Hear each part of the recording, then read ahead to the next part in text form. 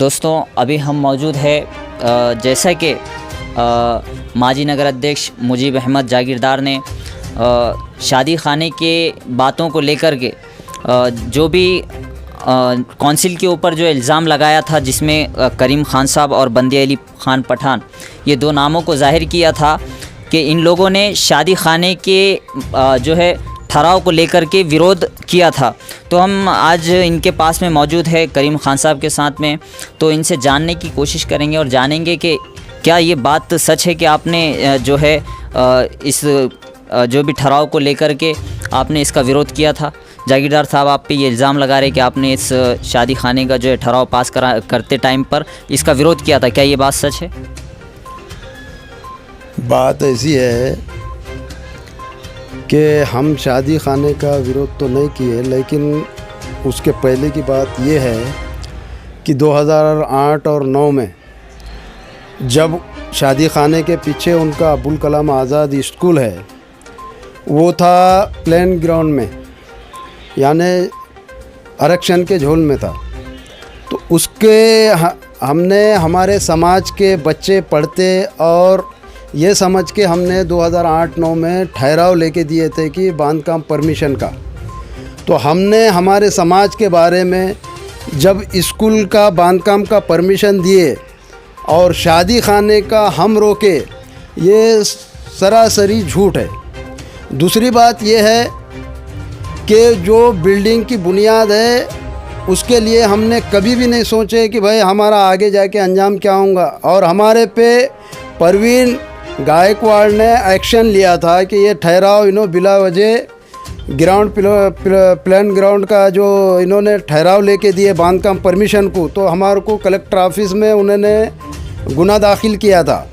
तो हमने 3 साल अपना वकील लगा के उसका है कि नहीं हमने जवाब दे के है कि नहीं कौम के वास्ते हमने हमदर्दी करे, जब कौम के बच्चे पढ़ेंगे तो आगे चल के अपनी तरक्की होंगी बोल के ये बोले थे हमने। दूसरी बात ये है कि शादी खाने में 2014-15 में हमने हकीम भाई गुत्तेदार की तरफ से, मैं खुद उसमें पढ़ के है कि नहीं शादी खाने का रिपेयर काम यानी टीन नवे फर्शी उसका कलर का काम मैंने खुद किया था। लेकिन वो कुछ तो भी बहाने लगा के अपने कौम को गुमराह बनाना चाहता वो आदमी, इस वास्ते उसके बातों में मत आओ। उसके बातें जब बोले, जब कभी भी झूठ बात करने वाला नंबर 1 का झूठ, जबकि अपने मुदखेड़ शहर के गरीब गुरुआ ने जोश में आके उस आदमी को जो कि उसकी औकात नहीं थी उसको है कि नहीं चुना के ला के दिए, तो उन्हें अपना खुद का फ़ायदा किया लेकिन गरीबों का कोई फ़ायदा नहीं किया। देखिए, इतने सारी काउंसिल में से सिर्फ आपका नाम आना, इसमें क्या आपका व्यक्तिगत मामला है या फिर ये कि जनता के सामने ये बात को क्लियर कीजिएगा कि ये आपका नाम जो ले रहे हैं क्लियरली कि आपने ठहराव का विरोध किया था? ठहराव का मतलब उन्होंने जब हम विरोध किए तो ठहराव के लिए है कि नहीं, पहले है कि नहीं हमारे को एजेंटा निकलता है एक, यानी कि अपन रुके के टाइप पे है कि नहीं पत्रिका दी जाती, वो पत्रिका पे तारीख़ रहती कि फ़लाने दिन आपकी ये विषय 1 नंबर 2 नंबर 3 नंबर 4 नंबर जो भी विषय रहते उस पे हम लोग चर्चा करते, और वो चर्चा करने के बाद प्रोसीडिंग में लिखे जाता। लिखने के बाद से उसमें किसका विरोध और किसका यानी किसका साथ और किसका विरोध बोल के वहाँ पे प्रोसीडिंग पे रहता। आप प्रोसीडिंग निकालो, अगर हमारा विरोध होगा उस बात पे तो हम है कि नहीं हमारी गलती को हम माफ़ी मांगेंगे, लेकिन ऐसी कोई बात नहीं है कि हम विरोध करें, ये करें वो करें। असल में मेरे विरोध करने का मकसद ये है कि मैं उनके बातों में नहीं आता, क्योंकि वो झूठे सच्चे, हालांकि अपने मुदखेड़ ने उनका बहुत कुछ भला किया।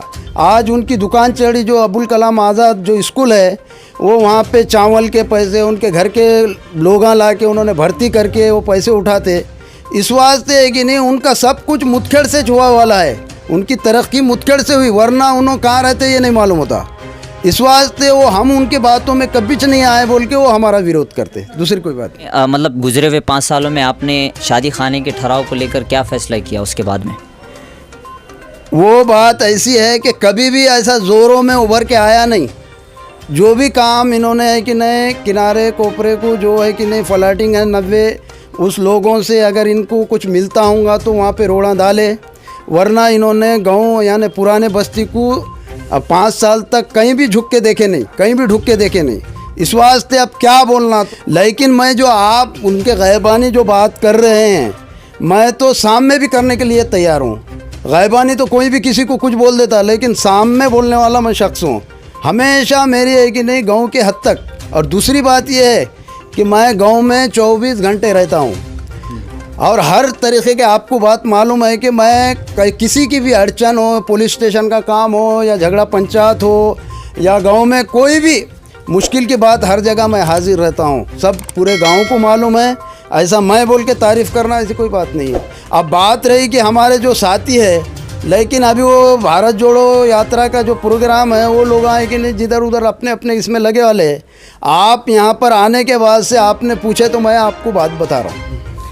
जी, मैं ये पूछ रहा था कि शादी खाने को लेकर के अब तक क्यों नहीं जो है फैसला किया गया, ठहराव क्यों नहीं पास किया गया अब तक? जो है खस्ता हालत में शादी खाना है, अगर नगर परिषद उसके ऊपर ठहराव पास कराकर या फिर टेंडर छोड़ती है या फिर उसकी देखरेख करती है तो इसमें अवाम का भी फ़ायदा होगा और लोगों को भी इससे जो है भरपूर जो है मदद मिलेगी। तो इसके लिए काउंसिल ने अब तक क्या किया? असल में काउंसिल की कोई गलती नहीं है कि अपने मुतखेड़ क वर्ग की नगर पालिका है और यहाँ पर जो काउंसिल के मेंबरान हैं उनका ठहराव के हिसाब से भाव मत है तो उनका चलता, वरना अगर 1-2 कोई बोलते होंगे तो उनका नहीं चलता। जैसा कि 17 मेंबर है, 17 में अगर हम मुस्लिम 5 है तो 5 ने अगर हमने कि कभी ऐसा बोल के अगर ठहराव में अगर कहीं आप चर्चा में भी बोले होंगे तो हमारा विषय पत्रिका पे वो विषय लिया नहीं जाता, उनके मंशे के विषय लिए जाते। इस वास्ते हमारा जो भी अभी हमारे जो भी काम थे मुस्लिम समाज के, हम 5 लोगों जो भी करना चाहते थे वो काम सिर्फ अध्यक्ष की वजह से पेंटिंग रहा, उसके बावजूद कोई कमी नहीं है उसमें। जब मैं जागीरदार साहब से बात कर रहा था तो तब वो एक जुमला बार बार दोहरा रहे थे। वो ये कह रहे थे कि ये स्कूल चंदा करके बनाई हुई नहीं है, ये चंदा करके बिल्डिंग बनाई हुई नहीं है। तो इसके बारे में आप क्या कहना चाहेंगे? मैं इसके बारे में मेरे मालूमात के हद तक मेरे मौजूदगी में मैंने अपने मुतखेड़ शहर में एक हैदर साहब लीडर थे अपने पास, उनके बाद अजीज़ कच्ची थे, उसके बाद मुल्तानी साहब थे और तमाम ये जो मेंबरान लोग थे, तो इन्होंने सब मिल के है कि नहीं वो स्कूल को क़ायम करे। क़ायम करने के बाद से इनका स्कूल जब क़ायम हुआ, सोसाइटी बनी, वो सोसाइटी को ये शख्स ने इतना बड़ा धोखा दिया कि उनके गैबानी उनके जाली दस्तखत लेके इनको वो सोसाइटी में से निकाल दिया था। लेकिन फिर वो लोग अपने कोर्ट में जाकर फिर अपने मेंबरशिप का है कि नहीं वहाँ पे चैलेंज किए।